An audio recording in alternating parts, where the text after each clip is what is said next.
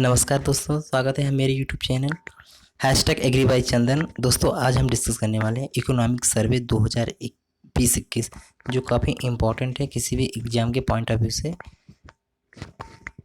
तो चलिए शुरू करते हैं। दोस्तों, आप वीडियो में लास्ट तक ज़रूर बने रहे, काफ़ी इम्पोर्टेंट टॉपिक है ये। तो चलिए शुरू करते हैं। जो पहला हम लोग का है टॉपिक है, जो है इस बार का जो 29 जनवरी 2021 को भारत का आर्थिक सर्वेक्षण 2020-21 संसद में प्रस्तुत हुआ। इसकी जो थीम थी सेविंग लाइफ्स एंड लाइवलीहुड्स, जीवन और आजीविका की सुरक्षा।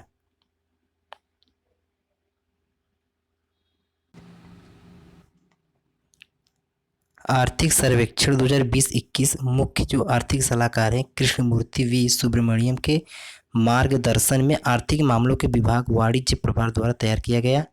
आर्थिक सर्वेक्षण हमेशा बजट जो है एक दिन पहले प्रस्तुत करता है, आम बजट के एक दिन पहले प्रस्तुत करता है, लेकिन इस वर्ष 2021 में यह इसे 3 दिन पहले पेश किया गया। 1950-51 में भारत का पहला आर्थिक सर्वेक्षण को पेश किया गया था। 1964 तक आर्थिक सर्वेक्षण को आम बजट के साथ प्रस्तुत किया होता था। 1964 के बाद इसे आम बजट के एक दिन पूर्व पेश किया जाने लगा। इस सर्वेक्षण के अनुसार कोविड से भारत की अर्थव्यवस्था में तीव्र गिरावट के बाद भी शेप्ड की रिकवरी देखी जा रही है। भारत की जीडीपी एवं जीवीए का अनुमान जो है ग्रास वैल्यू एडेड 2019-20 में जो था, जो रियल जीडीपी था वो +4.2% था, और 2020-21 में -7.7% था जो रियल जीडीपी था, और 2021-22 में +11% का अनुमान लगाया गया है। और जो जीवी होता है ग्रास वैल्यू एडेड, यह 2019-20 में +3.5% था और 20-21 में -7.2% था। जो वित्त वर्ष 2021-22 में नॉर्मल जीडीपी जो है कितना परसेंट बढ़ने का अनुमान लगाया गया है, तो ये +15.4% बढ़ने का अनुमान लगाया गया है। 31 मई 2021 को जारी एनएसओ नेशनल स्टैटिस्टिक्स ऑफिस के आंकड़ों के अनुसार वर्ष 2020-21 में भारत की जीडीपी में 7.3% की वृद्धि हुई है। जो पहला इसका क्वार्टर है, जो पहली तिमाही में -24.4%, दूसरी तिमाही में -7.4% और तीसरी तिमाही में +0.5%, और जो चौथी तिमाही में +1.6% की वृद्धि हुई है। अभी तक भारत में कितनी बार नेगेटिव ग्रोथ रही है, तो 4 बार रह चुकी है। जो एक पहला जो है तो आपका 1965-66 में थी, दूसरा 1971-72, थर्ड था 1979-80 में, और जो आपका फोर्थ था 2020-21। वर्ष 2020 में भारत का सबसे बड़ा व्यापारिक पार्टनर कौन सा देश था, तो चीन था। भारत और चीन का रिश्ता जो है व्यवहार अच्छा न होते हुए भी जो व्यापारिक था पार्टनरशिप वो काफ़ी अच्छा रहा। हम लोग सबसे ज़्यादा चीन के साथ ही पार्टनरशिप किए हैं, जो 77.7 बिलियन यूएस डॉलर था, और दूसरे नंबर पे अमेरिका था जो 75.9 बिलियन यूएस डॉलर था। जून 2020 में भारत में ट्रेड सरप्लस देखा गया था, 13 साल बाद देखा गया था। ट्रेड बैलेंस पॉजिटिव सबसे ज़्यादा किस देश के साथ है, तो अमेरिका के साथ, दूसरे नंबर पे बांग्लादेश के साथ। अगला, जो इकोनॉमिक सर्वे 2020-21 के अनुसार सबसे ज़्यादा आयात भारत किस देश के साथ करता है, तो चीन के साथ सबसे ज़्यादा करता है, दूसरे नंबर पे अमेरिका, थर्ड पे यूएई यूनाइटेड अरब अमीरात, चौथे नंबर पे हांगकांग। सबसे ज़्यादा निर्यात की बात करें तो अमेरिका के साथ करता है, दूसरे नंबर पे चीन, थर्ड नंबर पे यूएई, फिर फोर्थ नंबर पे हांगकांग। इकोनॉमिक सर्वे के अनुसार अप्रैल से सितंबर 2020 के दौरान भारत में सबसे ज़्यादा जो एफडीआई है किस क्षेत्र में आया, तो सेवा सर्विस के क्षेत्र में सबसे ज़्यादा आता है, कंप्यूटर सॉफ्टवेयर हार्डवेयर में। यदि अप्रैल से सितंबर 2020 के दौरान यदि देश से पूछे तो सबसे ज़्यादा जो एफडीआई है सिंगापुर से आया था, दूसरे नंबर पे अमेरिका के साथ आया था। भारत में किस राज्य में सबसे ज़्यादा एफडीआई आया था, तो गुजरात में सबसे ज़्यादा एफडीआई आया था। अगला नहीं, भारत में सबसे ज़्यादा आयात की जाने वाली वस्तु जो है पेट्रोलियम क्रूड, पेट्रोलियम उत्पाद, सोना, टेलीकॉम उपकरण, कोयला। और भारत में सबसे ज़्यादा जो निर्यात की जाने वाली वस्तु हैं आपका पेट्रोलियम उत्पाद, औषधि फार्मुलेशन, मोतियों में बहुमूल्य पत्थर, लोहा एवं इस्पात, इलेक्ट्रॉनिक मशीनरी एंड इक्विपमेंट आपके हो गए। अगला, दुनिया में सर्वाधिक जो फॉरेक्स रिजर्व हैं वो किस देश के पास है? तो सबसे ज़्यादा जो है चाइना के पास है। जो भारत है वर्तमान में चौथे स्थान पर है। इस समीक्षा के अनुसार भारत का दिसंबर 2020 में विदेशी मुद्रा भंडार अगले कितने महीनों के आयात के लिए पर्याप्त है? तो 18 महीने के लिए। आर्थिक सर्वेक्षण के अनुसार 2020-21 में विभिन्न क्षेत्रों में ग्रोथ रेट जो है कृषि में आपका +3.4% था और उद्योग का -9.6%, सेवा में आपका -8.8% था। जो इकोनॉमिक सर्वे के अनुसार जो पूर्व के 29 श्रम कानून को मिलाकर अब केवल 4 लेबर कोड बनाए गए हैं।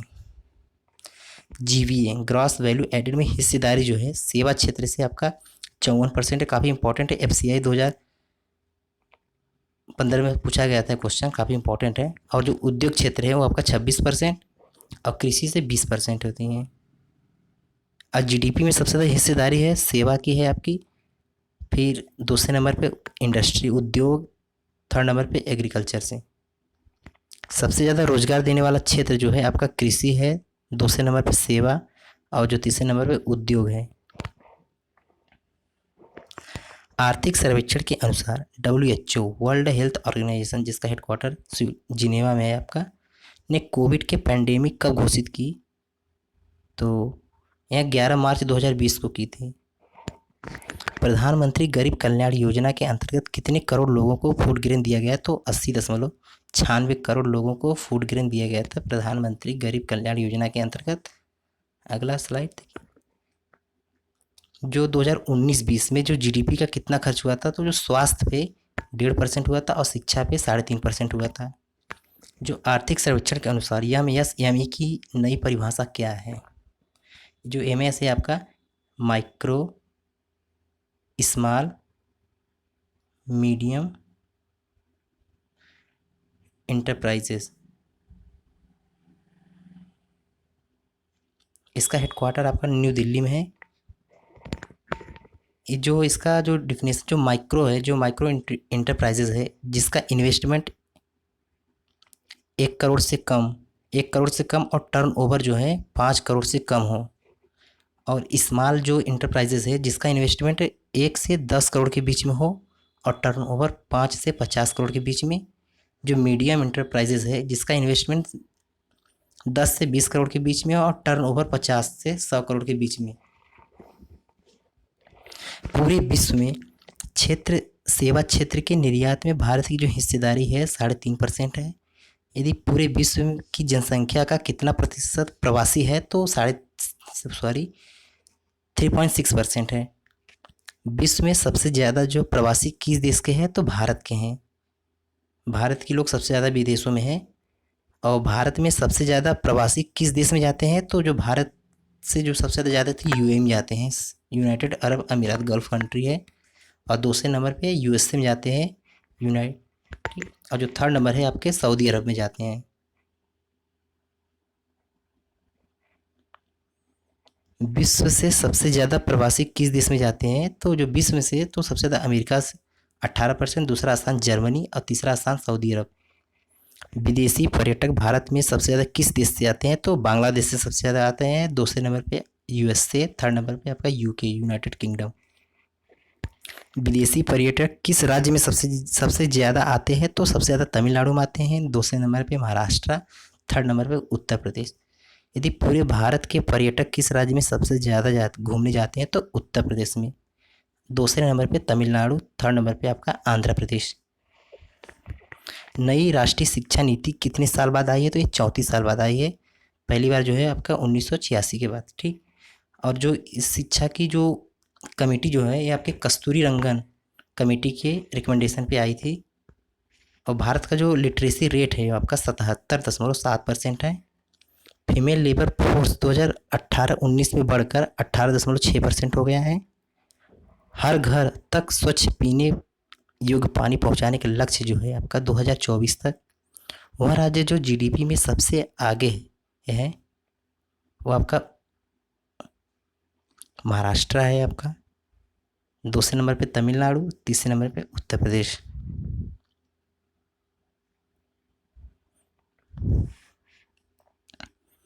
जो इकोनॉमिक सर्वे के अनुसार जो 2000 तो प्रति व्यक्ति आय सबसे ज़्यादा जो है वो गोवा की है, दूसरे नंबर पे सिक्किम और तीसरे नंबर पे दिल्ली।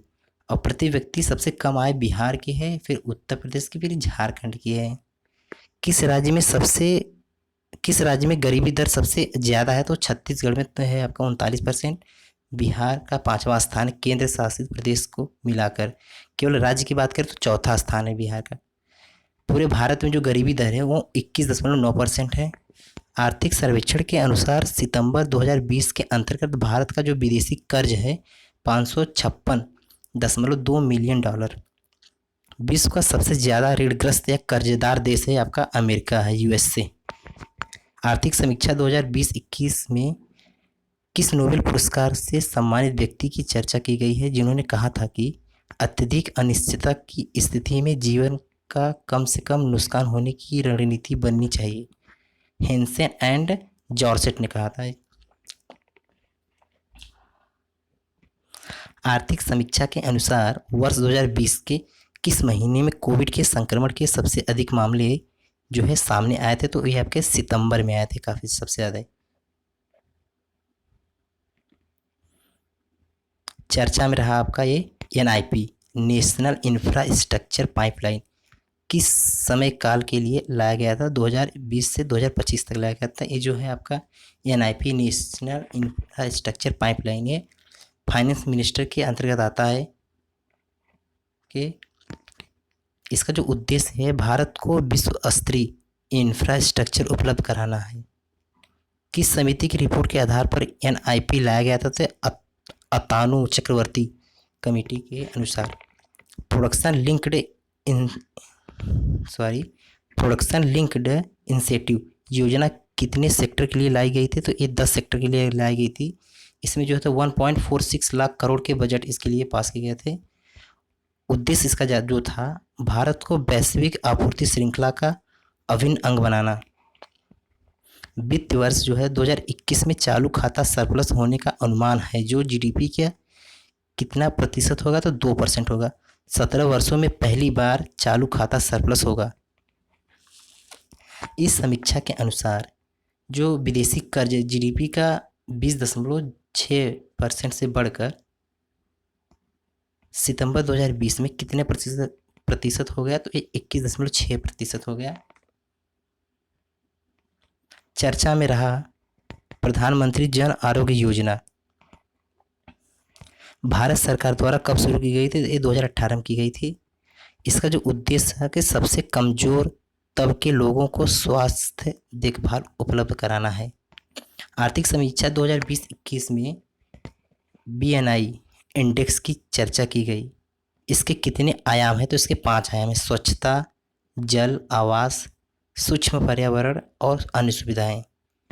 बीएनआई में कितने संकेतक हैं? तो 26 हैं। जो बेयर नेसेसिटीज इंडेक्स,